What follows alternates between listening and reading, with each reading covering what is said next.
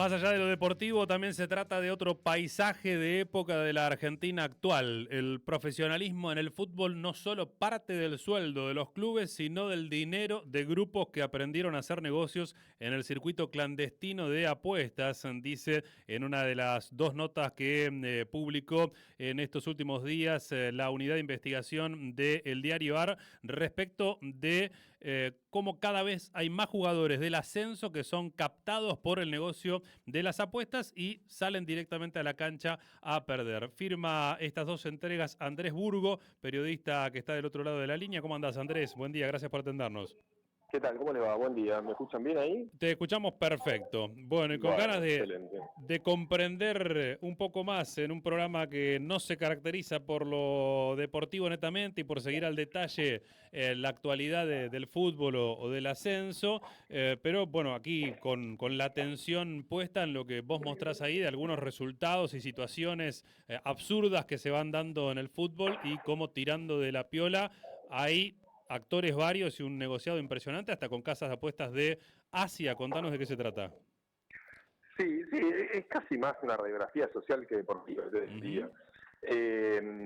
Mira, básicamente es en muchas categorías de ascenso, entre ellas el Federal A, bueno, de Olimpo hasta este fin de semana, que vimos un arbitraje escandaloso.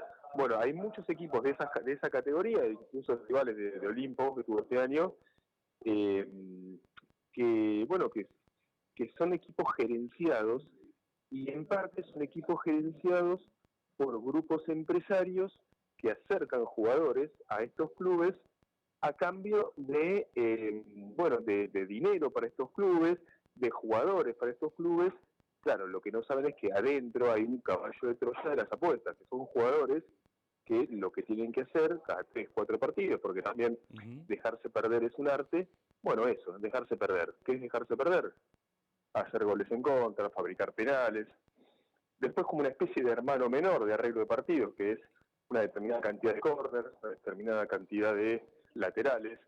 Todo eso porque son grupos que saben cómo moverse en el mercado asiático de apuestas. Esto implica, saber dónde pueden llegar a decir antes de cada partido cómo va a terminar ese partido, y así es como hacen su dinero. Hay una primera diferenciación que vos hacías ahí, digamos, las casas de apuestas obviamente no les conviene que esto funcione de esta manera No, porque el claro. negocio está en que nadie sepa qué es lo que va a pasar, ¿no? Y llevarse la suya, Claro. pero ha habido incluso una advertencia a los clubes, a la AFA, de que estaba habiendo estas irregularidades en los partidos locales. Mira, las casas de apuestas fueron legalizadas online en Argentina en el 2021. Trabajó un montón de quilombos. Uno es la ludopatía, o sea, chicos, adolescentes, jóvenes, que apuestan lo que no tienen y se meten en un bardo fuerte. Este es otro problema, que es en el que las casas de apuestas son víctimas, para decirlo de alguna manera. ¿Por qué? Son estos grupos empresarios que saben cómo sacarle el dinero a las casas de apuestas. Las casas de apuestas, ¿cómo se manejan? Con el azar de los partidos de fútbol. Nadie sabe cómo va a salir de fútbol. Estos tipos sí saben cómo va a salir, porque son sus jugadores.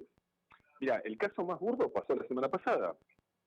En Atenas de Río Cuarto, Córdoba, también otro equipo del Federal A, tercera categoría. Lo que pasó la semana pasada fue que la justicia cordobesa mandó allanar los teléfonos de varios dirigentes de Atenas, de este club. ¿Por qué? Y me refiero al hijo del presidente, a la kinesióloga del plantel, al tesorero del club. ¿Qué hicieron? 3 días antes de un partido, abren una cuenta personal, cada una de estas personas, en una casa de apuestas, cometen un error, porque la abren en una casa de apuestas legal, no en estas clandestinas que yo te digo de Asia. Bueno, ¿y qué ponen? Una determinada cantidad de plata para que su equipo pierda 3-0. ¿Cómo termina el partido? Su equipo pierde 3-0 con 2 goles en contra de uno de sus jugadores. Con lo cual queda claro que sabían que iba a pasar esto.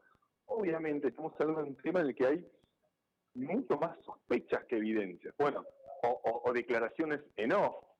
Acá tenés una evidencia absoluta. Bueno, esto pasó durante todo el año en varios equipos del Federal A y del de las reservas del ascenso, incluso también del Nacional B, de Primera B y de Primera C.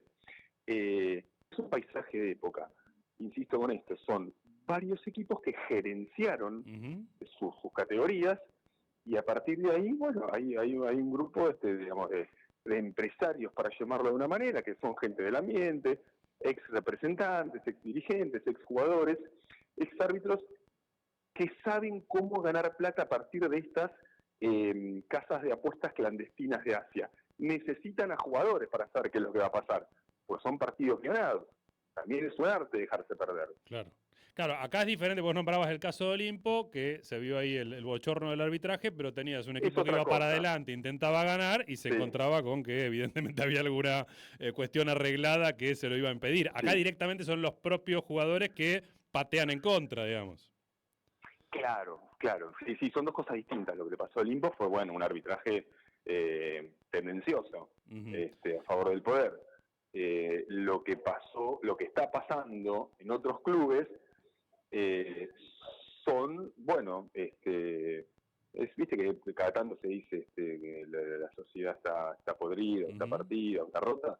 Bueno, el fútbol también está roto. A ver, ¿por qué los jugadores hacen esto? Porque los jugadores también, lo que quiero decir, esto pasó en Europa mucho tiempo, sigue pasando, esto pasó en Asia, esto pasó en la NBA, esto pasa en otros deportes, pasa en la Liga Nacional de Básquet, pasa en el tenis, pasa en el boxeo, pasa también en el fútbol, digamos. Yo focalicé en el fútbol porque obviamente es el principal deporte en nuestro país, pero además hay un contexto que no lo justifica, pero lo explica. Son jugadores que a lo sumo ganan 300 lucas, 400 lucas, y de repente le dicen, che, si haces este penal, te ganas 2 palos. Bueno, la gente lo piensa, y algunos siempre a caer. Es un problema serio porque llegó para quedarse. Claro, no, por eso es interesante en estos términos lo que vos decís de radiografía social, ¿no? Por un lado los jugadores, los clubes también que tienen que hacer frente a distintos gastos y hoy están, imagino, desde lo económico también haciendo lo que pueden, sin justificar esto, pero se entiende ese caldo de cultivo que vos explicás ahí. Y no son... Los clubes a veces son víctimas porque muchas veces caen en la buena intención de un grupo empresario y dice, che, mirá, yo te traigo estos jugadores y vos los ponés. Bueno, bárbaro, te pagas las deudas, ¿qué más quiero? Claro, lo que pasa es que te trae a estos tipos que después te hacen cada 4 o 5 partidos, especialmente de visitantes, te arreglan resultados, que no siempre te das cuenta, porque pasa esto. Mirá, el otro día, Deportivo Madryn, que es un equipo de la segunda división, echó a 3 jugadores porque se dio cuenta que jugaban a provocar corners en contra. En un partido contra Morón hubo 18 corners a favor de Morón. Claro. En un partido contra Defensores Unidos, el acuerdo era que llegaron a 9 corners, llegaron a 8. El club se dio cuenta y los echó. La mayoría de las veces los dirigentes son víctimas. Ahora, en el caso de Atenas de Río Cuarto, te das cuenta que no, que los dirigentes eran cómplices, o en todo caso son partícipes necesarios, porque abrieron cuentas 3 días antes del partido diciendo vamos a perder 3-0, y perdieron 3-0. Claro. ¿Cómo es la historia de Círculo Deportivo Tamendi ahí con este personaje que apareció directamente indicando un poco cómo era la escena que había que montar?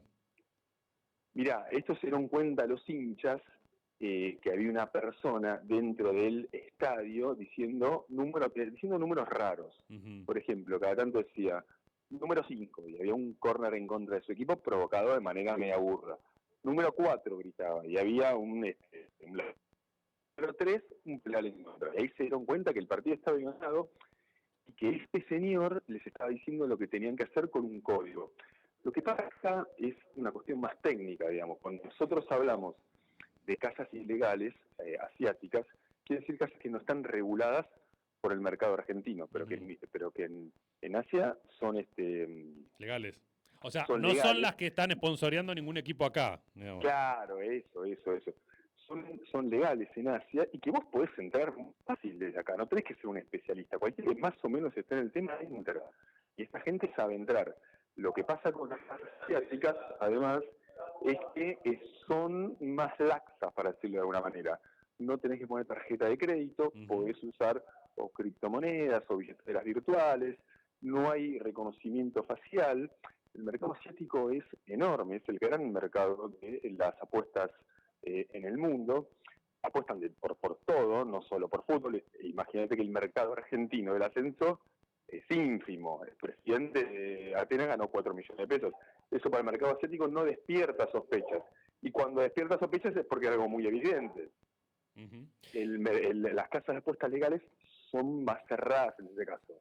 Claro. Están jugando más dinero, digamos. Uh-huh. Bueno, igual, digamos, fue tan burdo lo que pasó este año que en julio una casa de apuestas china le envió un mail a la AFA diciendo, che, ahí, y marcó 4 equipos. Uno fue el Círculo Deportivo Tamendi, del Federal A, otro fue Defensor de Pronunciamiento Entre Ríos, del Federal A, un equipo de Primera C, Muñiz, y hay un cuarto equipo que... Sol de Mayo. Que hay Sol de Mayo y Viedma, que, bueno, es un equipo que contrató primero a unos serbios, el brasileño. En un momento dije que hubo 2 goles en contra de Atenas de Río Cuarto. Bueno, los hizo un brasileño, pero trajo Sol de Mayo, que además trajo a 2 serbios, que ahora están jugando también ahí en Atenas de Río Cuarto, que son jugadores que, bueno, desfilan equipo por equipo sabiendo lo que tienen que hacer. Claro. Uh-huh. Andrés, ¿y la AFA qué dice?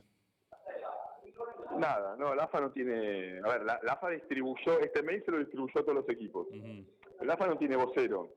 A ver, lo que pasa también que las casas de apuestas legales, para la AFA y para cualquier federación nacional, porque la liga profesional se llama Liga Betano y esto ocurre en todos los países de Sudamérica, las casas de apuestas son un negocio fabuloso. Uh-huh. Hoy el principal ingreso de la AFA es por torneo local, te digo, no por selección, ahí yo desconozco, pero por torneo local es la televisión.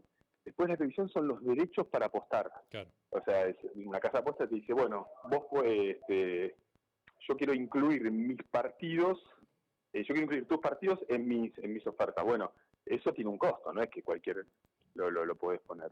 Y además después hay una cuestión que es más técnica, que es como un tercer ingreso, que también que es muy fuerte, que es incluir esos nombres dentro de las plataformas. Uh-huh. Claro. Bueno, no dice nada la...